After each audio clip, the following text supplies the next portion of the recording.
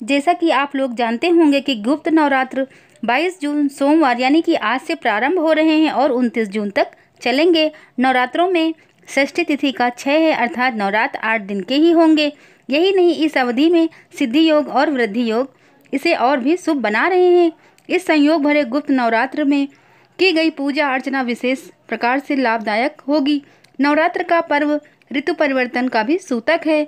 यह गर्मियों से वर्षा ऋतु की यात्रा आरंभ होने का भी समय है। ज्योतिषियों ने बताया है कि कोरोना वायरस जो दिसंबर 2019 में सर्दियों में आया था, अप्रैल की गर्मियों तक बना हुआ है। गुप्त नवरात्रों में होने वाले यज्ञों के प्रभाव से, प्रभु भक्ति से इसका प्रकोप खत्म हो जाए, ऐसी भावना से माँ की आराधना का बहुत ही सुंदर समय है, क्योंकि ऋतु परिवर्तन में किसी भी बीमारी का संक्रमण बढ़ता है। आषाढ़ माह के गुप्त नवरात्र पूजन का आरंभ घट स्थापना से शुरू हो जाता है। शुक्ल पक्ष की प्रतिपदा तिथि के दिन प्रातः स्नान से निवृत्त होकर संकल्प किया जाता है। व्रत का संकल्प लेने के पश्चात मिट्टी की वेदी बनाकर जो बोया जाता है, इसी वेदी पर घट स्थापित किया जाता है।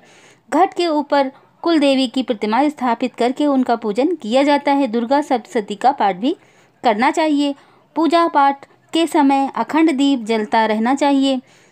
पंडितों और ज्योतिषियों के अनुसार घट की स्थापना का समय 9:45 से लेकर 11:50 तक रहेगा। यह सिंह लगन में पड़ रहा है। इस लग्न में पूजा तथा कलश स्थापना करना शुभ होगा। इसके पश्चात अभिजीत मुहूर्त में भी कलश स्थापना की जा सकती है। अभिजीत मुहूर्त 12:02 से लेकर 12:56 तक है। माँ दुर्गा के 9 रूप शैलपुत्री, ब्रह्मचारिणी, चंद्रघंटा, कुष्मांडा, स्कंद माता, कात्यायनी, कालरात्रि, महागौरी, सिद्धिदात्री माता हैं जिनकी नवरात्र में पूजा की जाती है।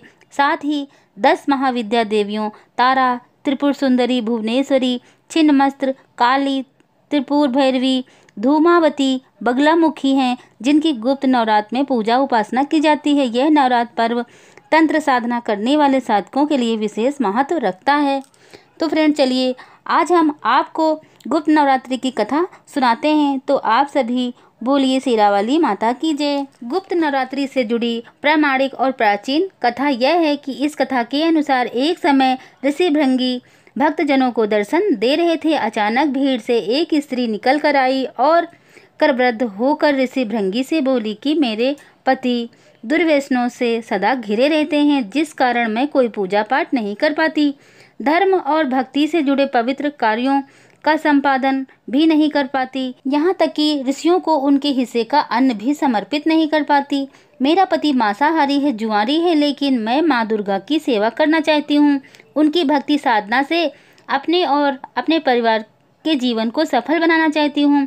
ऋषि भृंगी महिला के भक्ति भाव से बहुत प्रभावित हुए। ऋषि ने उस स्त्री को आदर पूर्वक उपाय बताते हुए कहा कि वासंतिक और शारदीय नवरात्रों में तो आम जनमानस परिचित हैं, लेकिन इसके अतिरिक्त 2 नवरात्र और भी होते हैं जिन्हें गुप्त नवरात्रि कहा जाता है। उन्होंने कहा कि प्रकट नवरात्रों में 9 देवियों की उपासना होती है और गुप्त नवरात्रों में 10 महाविद्याओं की साधना की जाती है। इन नवरात्रों की प्रमुख देवी स्वरूप का नाम सर्वकारिणी देवी है। यदि इन गुप्त नवरात्रि में कोई भी भक्त माता दुर्गा की पूजा साधना करता है तो माँ उसके जीवन को सफल कर देती हैं। ऋषि भृंगी ने आगे कहा कि लोभी, कामी, वैष्णी, मांसाहारी अथवा पूजा पाठ न कर सकने वाला भी यदि गुप्त नवरात्रों में माता की पूजा करता है तो उसे जीवन में कुछ और करने की आवश्यकता ही नहीं रहती। उस स्त्री ने ऋषि भृंगी के वचनों पर पूर्ण श्रद्धा करते हुए गुप्त नवरात्रि की पूजा की। माँ उस पर प्रसन्न हुई और उस स्त्री को जीवन में परिवर्तन आने लगा। उसके घर में सुख शांति आ गई। पति जो गलत रास्ते पर था वह सही मार्ग पर आ गया। गुप्त नवरात्रि को माता की आराधना करने से उनका जीवन पुनः खिल उठा। अन्य नवरात्रों की तरह ही गुप्त नवरात्रों में भी 9 दिन का व्रत होता है। पहले दिन यानी प्रतिपदा को घट स्थापना होती है और फिर रोज सुबह शाम माँ दुर्गा की पूजा की जाती है। अष्टमी या नवमी के दिन कन्या पूजन के साथ व्रत संपन्न किया जाता है। इसके अलावा जो सिद्धियाँ प्राप्ति के लिए ये नवरात्रि रखते हैं वे 10 महाविद्याओं की साधना करते हैं। तंत्र साधना के वक्त बहुत सावधानी बरतनी चाहिए। इसलिए सलाह दी जाती है कि यह साधना अपने गुरु के निर्देशन में ही करें, वरना इसके कई विपरीत प्रभाव भी पड़ सकते हैं। तो फ्रेंड्स, ये थे गुप्त नवरात्रि की कथा और पूजा के नियम। अगर ये वीडियो आपको अच्छी लगी हो तो आप हमें कमेंट करके जरूर बताइएगा। वीडियो को लाइक करिए, शेयर करिए, चैनल को सब्सक्राइब करके बेल आइकन को प्रेस करना ना भूलें। माता रानी आप सभी की रक्षा करें, आपकी सभी मनोकामनाएं पूरी करें। इसी मंगल कामना के साथ जय माता दी।